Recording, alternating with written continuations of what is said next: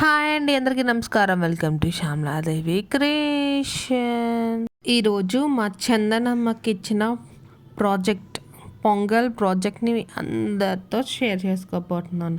అలాగే వాళ్ళ స్కూల్లో ఎవరెవరు ఏమేం ప్రాజెక్ట్ చేశారు ఆ విషయాలు కూడా మీతో షేర్ చేసుకోబోతున్నాను. చూస్తున్నారు కదా, ఎవరికి ఇచ్చిన ప్రాజెక్ట్ వాళ్ళకి నచ్చిన వేలో ఎక్స్ప్లెయిన్ చేస్తూ చార్ట్ ప్రిపేర్ చేశారు. ఏంటండి, చిన్నపిల్లలకి అప్పుడే ప్రాజెక్ట్లా?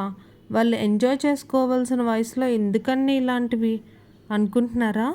కాదండి, వాళ్ళలో ఉన్న క్రియేటివిటీని ఎదికి తీయడం కోసం ప్రాజెక్ట్స్.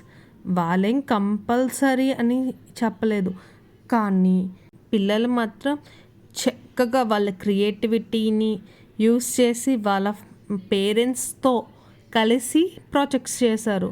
దానివల్ల వాళ్ళలోని క్రియేటివిటీ పెరుగుతుంది, అలాగే పేరెంట్స్కి బాండ్ పెరుగుతుంది పిల్లల మీద. మన పిల్లలకి చిన్నప్పటి నుంచి అన్ని రకాల విద్యలు నేర్పించాలండి. వాళ్ళకి ఎప్పుడు ఏ విద్య ఉపయోగపడుతుందో మనకేం తెలుసు. అందుకే పిల్లలకి ప్రతిదీ నేర్పించాలి, అది కూడా ఫన్ వేలో.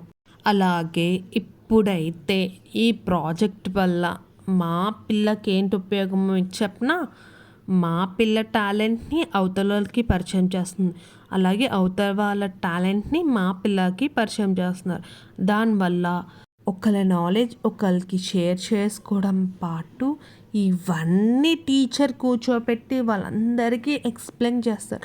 అప్పుడు వాళ్ళు ఇంకా తెలియని విషయాలు ఇంకా బాగా నేర్చుకుంటారు. అలాగే ఇది మా చందనమ్మ చేసిన ప్రాజెక్ట్ బాగుందా?